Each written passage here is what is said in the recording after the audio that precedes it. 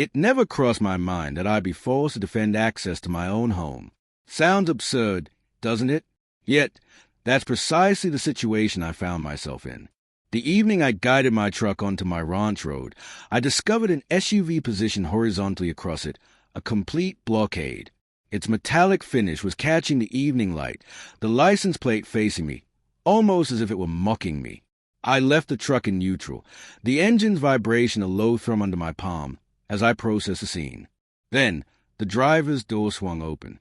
Out stepped a woman in a crimson jacket, a clipboard tucked beneath her arm, and the rigid stance of someone convinced of their own superiority over you. She peered at me through comically large sunglasses and announced, "You won't be permitted through here this evening. This access is restricted to residents today." I laughed. It was impossible not to. It was that deep, weary laugh that escapes when you know your day is about to get complicated by someone who has no idea who they're confronting. I replied, "The ground you're on, it belongs to me. It's been part of my family's estate far longer than your homeowners association has existed. So, unless you intend to start paying me land fees, I suggest you move that vehicle." Her head tilted back, like a magistrate preparing to pass sentence. "We must all adhere to the regulations, Mr." "The name is Luke," I said. "Well, Luke," she retorted, "this land is now under community management. A vote passed last week, extending our oversight for security purposes. I'm positive you can appreciate that." I exited my truck, the gravel protesting under my work boots. "I'm familiar with the statutes on trespassing, and you are currently in violation of them." Her smile became strained. "If you make contact with my vehicle, I will summon the sheriff." "Go ahead," I said, resting against my truck. He and I were in the same high school class. "I'll ask him to grab some coffee on the way." For the first time, her confident expression wavered. I realized she wasn't accustomed to resistance. She expected people to comply when she invoked authority.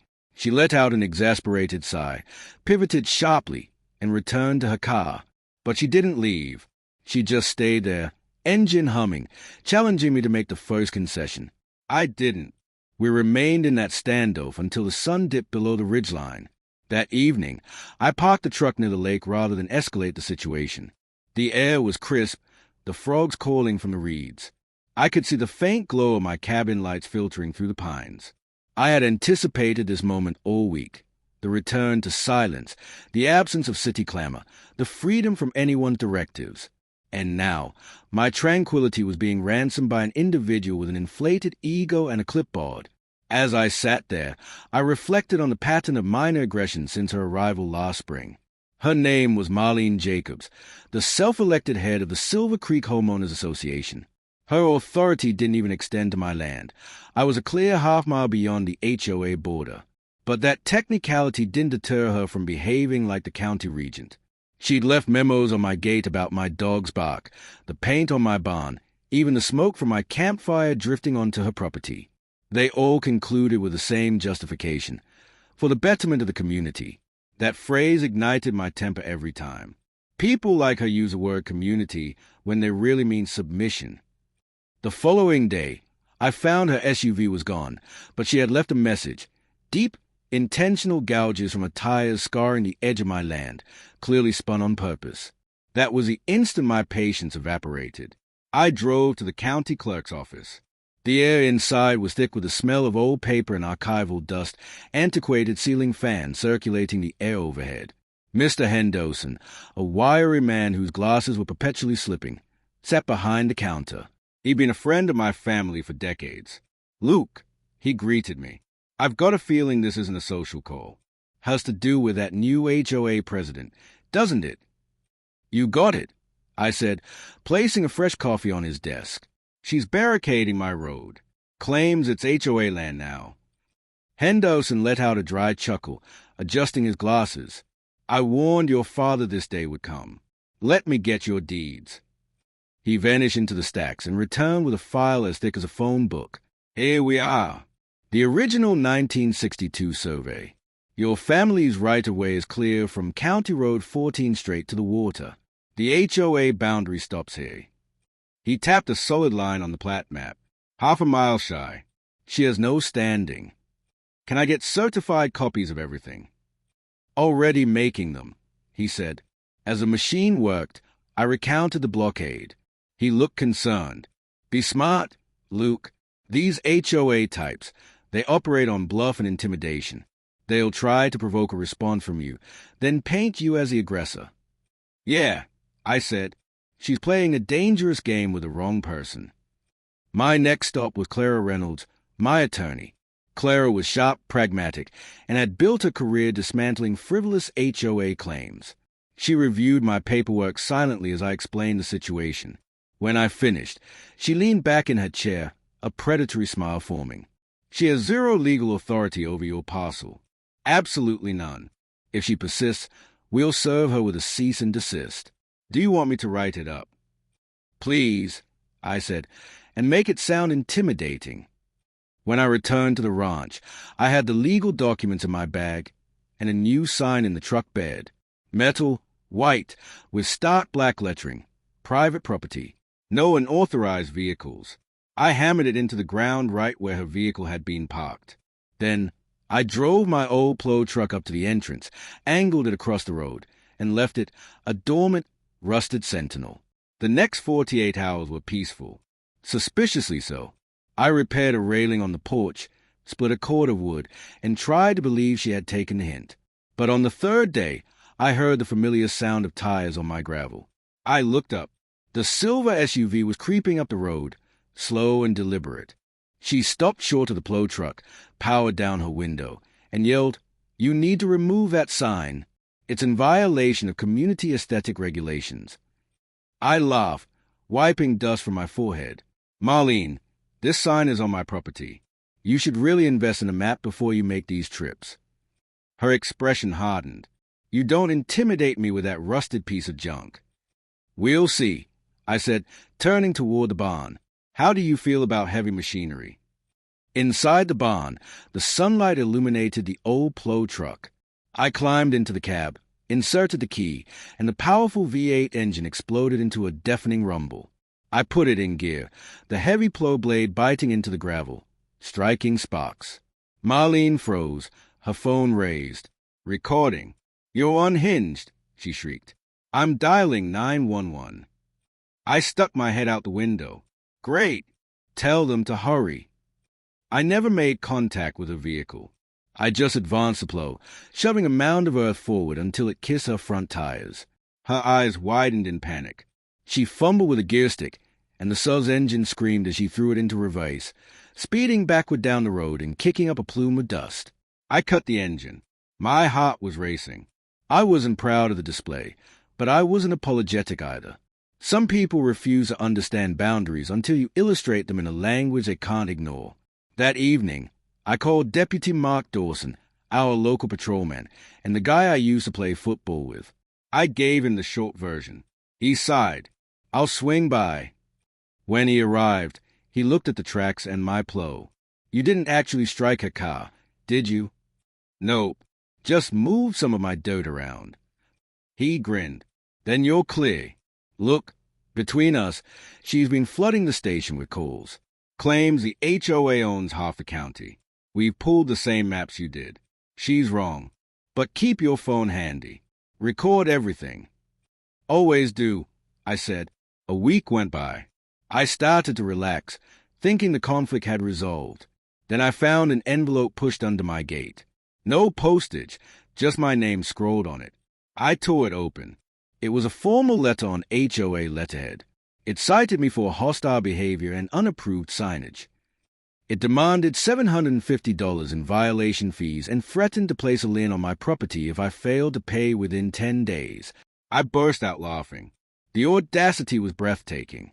My land wasn't in her jurisdiction, and she was fully aware of it. This was intimidation by mail. I drove back to town. Henderson whistled when I showed him the letter. "This woman is operating in a fantasy world. Want me to notarize another set of deeds just to be safe?" "Do it," I said, "and add the county zoning map this time." Next, I went to Clara's office. Her eyebrows rose as she read the demand letter. "Well, they just gift-wrapped our harassment case. I'll compose a reply that will make her terrified to touch her keyboard. I returned home that afternoon with a new document, a formal cease and desist order, citing specific county laws and state trespass statutes.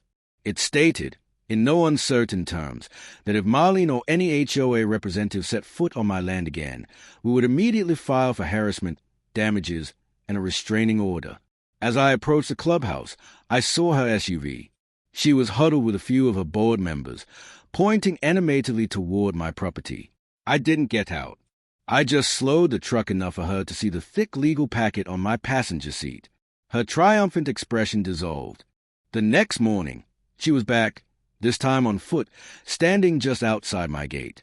"You think a letter from your lawyer frightens me," she yelled. "No," I called back, "but the law should. And I have that on my side, too." Her voice lowered, dripping with contempt. "You can't ignore the rules forever. The community always wins." I walked to the gate, meeting her gaze. "Maybe, but not today." She spun around and marched back to her car. 2 days later, another envelope. This one was even thicker, delivered by a nervous-looking board member. It was a formal notice, signed by the board, declaring they were restricting my access to the Lake Road due to my violations. That was it. I called Clara again. She laughed, a sharp, humorless sound. "They've just committed actionable fraud. We are escalating this immediately." By nightfall, she had prepared a legal filing so aggressive it felt sharp to the touch. It listed every statute they had broken, threatened massive fines for harassment, financial damages for obstruction of access, and promised court-ordered injunctions. The next morning, I had it notarized and drove straight to the HOA clubhouse. The plow truck still had the blade attached. I parked diagonally across their entrance and went inside. The meeting stopped. Marlene was positioned at the head of the table, surrounded by her small council. Her face lost all color when she saw me. "You are trespassing," she managed, her voice trembling slightly. "Funny," I said. "That's my line." I pushed the document down the table. "I suggest you read every word, because the next time you or any of your associates step on my property, I won't be serving papers. The sheriff will be serving warrants." One of the other board members started to speak. "Marlene, perhaps we should—" "Silence," she snapped. But the bravado was gone. "What's outrageous," I said, leaning on the table, "is your assumption that you can intimidate people with imaginary rules. That behavior stops right now." I walked to the door, then paused. "And Marlene, you should probably relocate your SUV. That mud pit out front looks deep." I didn't wait for her reply. That night, by moonlight, I built a new gate. I sank steel posts 3 feet deep in concrete, strung a heavy-gauge chain, and affixed a new sign: "Private access. Violators will be prosecuted." When I finished, I stood back. It was sturdy. It was permanent. The next morning, Marlene drove past. She slowed, her eyes fixed on the new gate. We made eye contact through her windshield. There was no exchange, just a heavy understanding of a conflict resolved. She didn't stop. She accelerated and drove on. For the first time in weeks, I slept soundly. The knot of tension in my back was gone. The world settled. No more demand letters, no blockades, no HOA members scrutinizing my property line. The cabin felt peaceful again. That weekend, old Tom Bear, a neighbor from down the road, came by with a gallon of iced tea. "Heard you finally put that HOA in its place," he said with a grin. "Just clarify the property line." I said. He nodded. "You did what most of us are too tired to do. Stood up. They've been acting like they own this whole area. Maybe they'll reconsider now." We sat on the porch, watching the sunset. Later, we cooked steaks over the fire pit, finding humor in Marlene's theatrics. I realized the anger I'd been carrying had dissipated, replaced by gratitude that I hadn't backed down. That night, I thought about my grandfather, who built this place. He always said, "Land isn't just soil, Luke.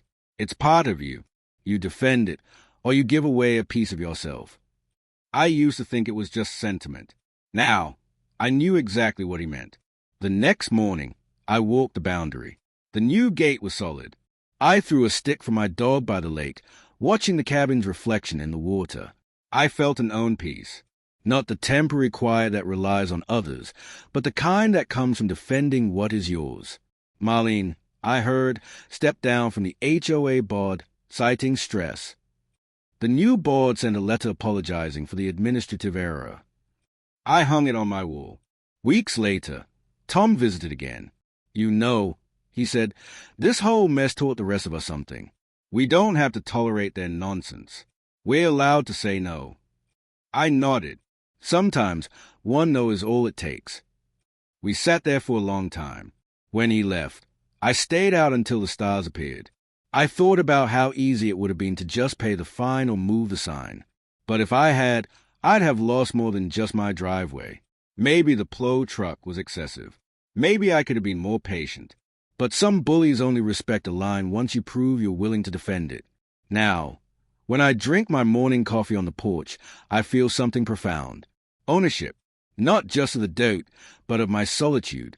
If you've ever had to protect your space, you understand. It's not about winning. It's about reclaiming your right to be left alone. So, what would you have done? Push back or let it slide? I'm curious, because ultimately, it's not about fighting. It's about defending your peace. And sometimes that requires a strong gate, a solid backbone, and the resolve to stand firm.